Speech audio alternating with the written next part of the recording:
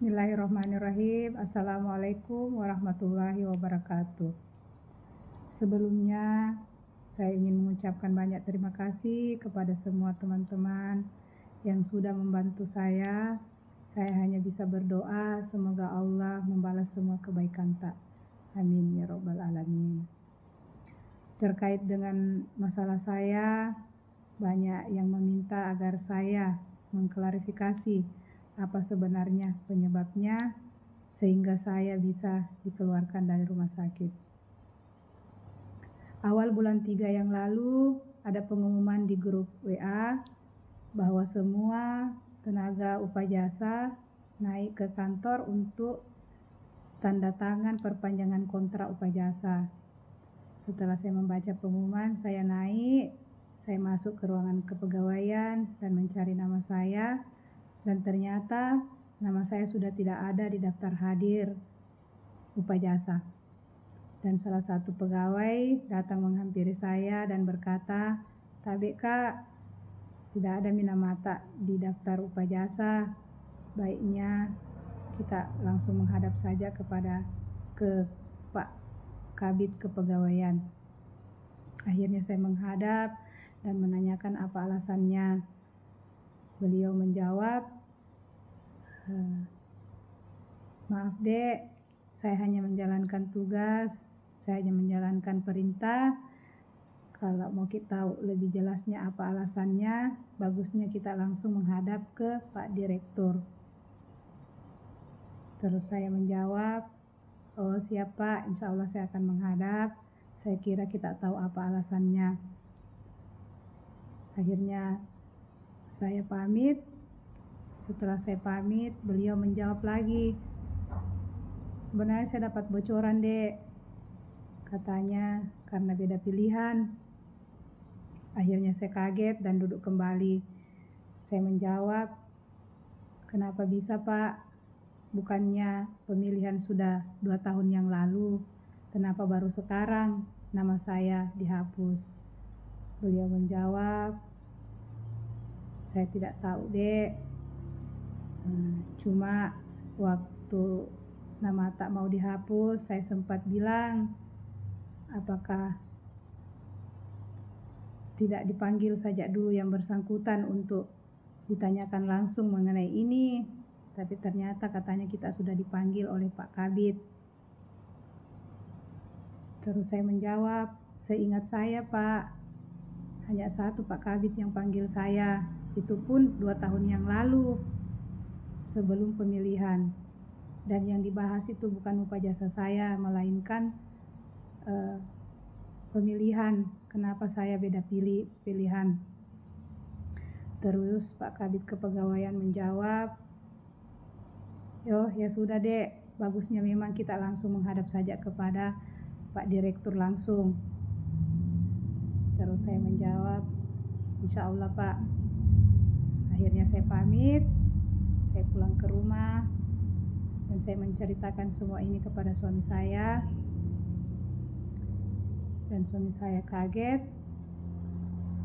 Suami saya langsung memeluk saya dan mengatakan bahwa, "Sabar Dek, mungkin ini sudah bukan rezeki kamu. Insya Allah Allah menyimpan rezekimu di tempat lain. Insya Allah. Dan masalah ini kami sempat urus, kami sempat laporkan ke wakil rakyat, tapi hasilnya nihil. Dan kami putuskan, dan saya dan suami putuskan, ya sudahlah Kak, ikhlaskan saja Dek. Daripada kita capek mengurus kesana kemari, mungkin memang upajasa ini bukan rezeki kamu lagi. Selama kamu tidak dikeluarkan dari rumah sakit, itu sudah syukur alhamdulillah." Akhirnya saya kembali bekerja dengan status sebagai tenaga sukarela. 3 minggu berlalu, saya dapat telepon dari teman kepegawaian. Dia bilang saya disuruh menghadap ke ruangan Pak KTU dan Pak Kabid Kepegawaian. Akhirnya saya menghadap. Dalam perjalanan saya berpikir, ada apa ini, kenapa saya dipanggil? Tapi saya berusaha untuk berpikir positif. Saya berpikir mungkin nama saya akan dikembalikan lagi kembali ke Upajasa, karena berhubung alhamdulillah banyak teman-teman Upajasa yang terangkat namanya menjadi P3K. Akhirnya saya masuk ke ruangan Pak KTU, saya duduk, dan Pak KTU langsung berkata, "Tabe Dek, dengan berat hati saya menyampaikan ini bahwa selama kontrak kita diputus, selama itu pula kita tidak boleh melayani pasien." Dengan perasaan yang kaget, terkejut, saya berusaha tenang, saya tarik nafas, terus saya menjawab, "Kalau boleh tahu Pak, apa alasannya? Kenapa saya langsung dikasih keluar tanpa alasan?" Yang saya tidak tahu apa alasannya, dan beliau menjawab, "Ini perintah langsung dari Pak Direktur Dek, dan Pak Direktur pesan ini tidak ada hubungannya dengan politik, tapi murni karena etika." Terus saya menjawab, "Etika yang bagaimana Pak?" Beliau lagi menjawab, dia bilang, "Suami tak Dek," katanya, "kurang etika." "Maksudnya Pak?" Katanya, suami tak itu pernah berbicara menjelek-jelekkan bupati, dan orang yang mendengarnya itu merasa sakit hati dan akhirnya melapor langsung ke Pak Bupati. Terus saya menjawab, "Apakah ada bukti bahwa suami saya bicara begitu Pak? Karena sekarang itu gampang untuk menjelek-jelekkan orang. Apa susahnya kita cerita si A, apa susahnya kita cerita si B tentang kejelekannya, tapi kalau tidak ada bukti, apakah itu bisa langsung dibilang benar Pak?" Tapi beliau hanya menjawab, "Terkait itu Dek, saya tidak tahu apakah ada bukti apa tidak. Yang jelasnya kami hanya melaksanakan perintah." Saya diam. Terus tidak lama itu saya berkata bahwa terus apa yang harus saya lakukan Pak? 10 tahun saya mengabdi di sini. Alhamdulillah saya tidak pernah merusak nama rumah sakit. Tapi banyak teman-teman yang sudah merusak nama rumah sakit, tapi kenapa mereka masih aman-aman saja?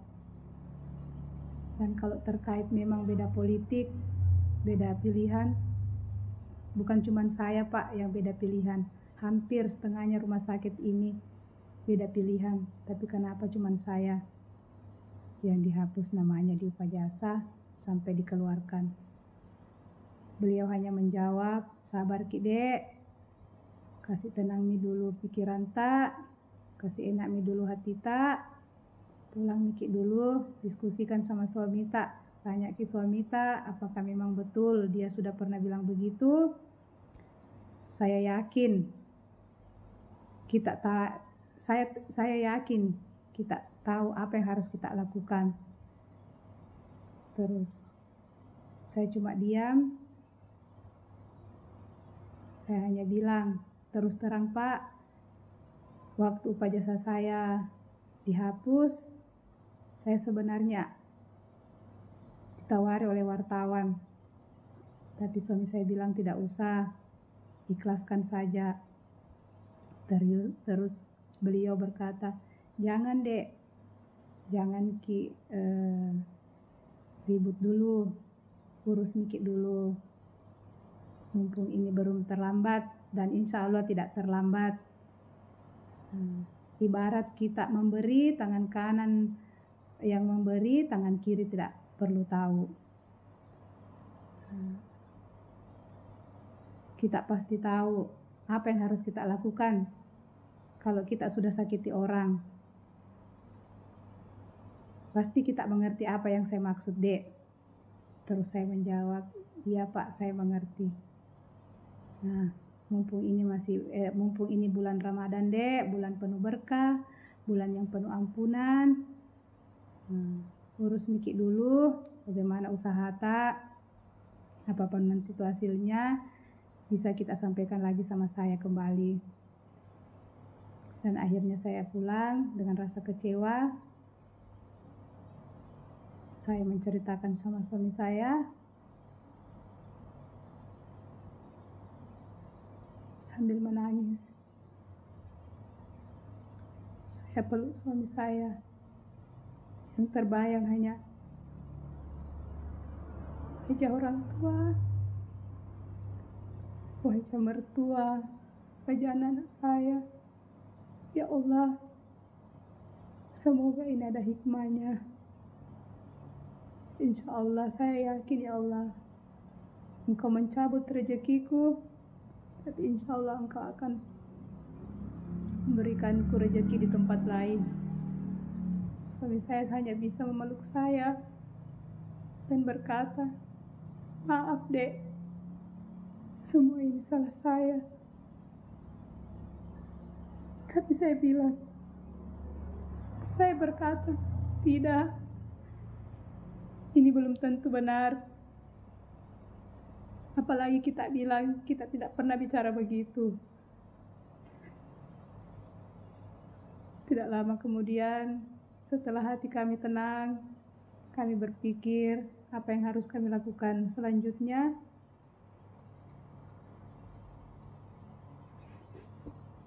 Akhirnya kami memutuskan untuk ketemu Pak Direktur dulu. Setelah saya ketemu Pak Direktur, saya bertanya. Pak Direktur menjawab, sedikit banyaknya yang sudah dijelaskan sama Pak KTUD, begitu nih juga penjelasan saya. Saya tidak bisa berbuat banyak karena ini adalah perintah. Betul saya atasan Dek, tapi masih ada yang lebih di atas saya. Saya tahu kinerja kita baik di rumah sakit ini. Saya tahu kita punya skill yang belum tentu semua orang punya. Tapi apa daya saya?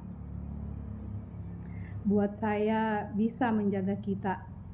Selama saya memimpin 4 tahun di sini, saya tidak pernah mengeluarkan pegawai.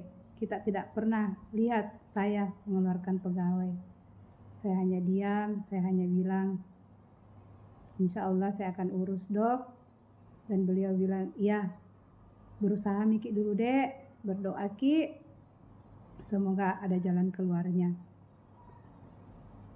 Dan akhirnya saya pamit, saya pulang. Dan di rumah saya lanjutkan lagi apa rencana bersama suami, dan akhirnya kami memutuskan untuk menghadap ke Bupati langsung. Setelah kami menghadap, kami berangkat itu dari 3:30 subuh, habis sahur kami berangkat, dan alhamdulillah kami sempat sholat berjamaah. Sampai di sana kami sempat sholat berjamaah bersama Pak Bupati. Dan setelah sholat berjamaah, suami saya membahas masalah saya. Tapi kebetulan saya keluar dari masjid karena saya ada keperluan di luar masjid. Jadi yang berbicara itu cuma suami saya dan Pak Bupati di dalam masjid. Suami saya mulai berkata bahwa tabe Pak Haji, saya suaminya Ibu Fitra yang pegawai rumah sakit yang dihapus, diberhentikan dari rumah sakit. Terus beliau menjawab, oh iya kenapa Pak?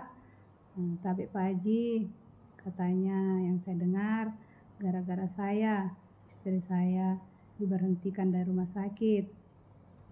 Kalau memang betul Pak Haji, saya minta maaf. Tapi terkait bahasa yang saya bilang itu, saya tidak pernah bicara begitu Pak Haji. Saya tidak pernah menjelek-jelekkan kita. Tapi alangkah kagetnya apa jawaban beliau. Beliau menjawab, ini bukan salah kita Dek. Ini bukan salah kita, ini tidak ada hubungannya dengan kita. Ini murni kesalahan istri kita. Suami saya kaget dan bertanya, kalau boleh tahu Pak Haji, apa salah istri saya? Terus beliau menjawab, mertua tak baru-baru ini sudah pesta ya? Iya Pak Haji. Itu istri tak pernah ada orang tanya, kenapa kau tidak undang bupati? Terus istri tak jawab, katanya dia bilang, tidak usah nih, karena saya sudah undang Pak Ibas. Karena suami saya kaget, karena suami saya juga tidak tahu apakah memang saya betul bicara begitu. Cuman suami saya menjawab, bilang, kalau boleh tahu Pak, siapa yang bicara begitu, bisa dikasih ketemu sama istri saya. Tapi beliau menjawab, tidak usah, suruh saja itu istrimu ingat-ingat sama siapa dia bicara. Yang jelasnya ya perempuan yang temani bicara pada waktu itu. Akhirnya suami saya bertanya lagi, jadi tidak ada solusi ini untuk istri saya Pak Haji? Beliau menjawab, tidak ada solusi, suruh saja sabar itu istrimu. Akhirnya suami saya keluar masjid, menemui saya dan menceritakan semuanya. Terus saya kaget mendengarnya dan saya bilang bahwa saya tidak pernah bicara seperti itu. Saya tidak pernah merasa ada yang pernah tanya bahwa memang ada yang tanya saya bilang mau undang bupati, terus saya tidak undang. Saya bilang sudah, saya tidak undang karena saya sudah undang Pak Ibas. Saya tidak pernah bilang begitu. Katanya kesalahan saya ada 2, yaitu mengupload foto, dan yang lebih fatal katanya ini bahasa saya, bahwa saya berbahasa kasar seperti itu. Akhirnya saya putuskan untuk bicara langsung lagi kembali ke Pak Bupati, dan saya masuk ke dalam masjid. Saya tanya, saya sampaikan bahwa Pak Haji, tabe saya berani sumpah, saya demi Allah saya tidak pernah bicara begitu mengenai itu. Kalau memang mengupload foto, memang saya pernah mengupload, itu pun di status WA. Saya tidak pernah upload selain di WA. Tapi beliau menjawab, ya sudah Bu, sabar mikir saja. Toh juga selama ini memang sudah banyak laporan tak tentang kita, sudah banyak yang ingin mengeluarkan kita dari rumah sakit, tapi saya tidak peduli. Cuman karena ini sudah menyangkut masalah pribadi saya. Oke lah, berarti Anda sudah tidak mau berteman dengan saya. Lebih baik Anda saya hapus. Buat apa saya mempertahankan sama orang yang tidak mau ikuti aturan saya. Lagian saya juga tidak minta diundang, Dek. Walaupun juga kita undang Kak, belum tentu saya datang. Beliau berkata begitu. Saya juga tidak kenal kita, istri saya juga tidak kenal kita. Jadi sabar Miki dulu. Sabar Ki. Terus saya menjawab, apakah tidak ada kesempatan Pak Haji untuk saya kembali bekerja di rumah sakit? Beliau langsung menjawab, tidak ada. Sabar Ki saja. Akhirnya, akhir kata saya meminta maaf. Sebelum saya meminta maaf, saya sempat bicara, tadi Pak Haji, terus terang, masalah saya ini belum ditahu kepada orang tua saya, belum ditahu sama mertua saya, belum ditahu sama keluarga saya. Yang tahu cuma saya dan suami. Entah apa yang saya mau bilang kepada keluarga, bagaimana cara menjelaskannya. Tapi beliau hanya menjawab, sabar Miki saja, karena itu nih kenyataannya. Akhirnya saya pamit, saya sempat minta maaf, saya minta maaf Pak Haji kalau saya salah, saya pamit pulang dulu.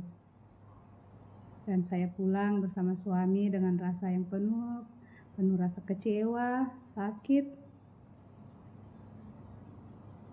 Tapi apalah daya, ini sudah takdir Allah. Insya Allah Allah akan membalasnya dengan yang lebih banyak. Amin. Terima kasih. Demikian klarifikasi saya. Semoga teman-teman bisa membantu saya. Dan sekali lagi saya mengucapkan banyak terima kasih untuk teman-teman semua. Assalamualaikum warahmatullahi wabarakatuh.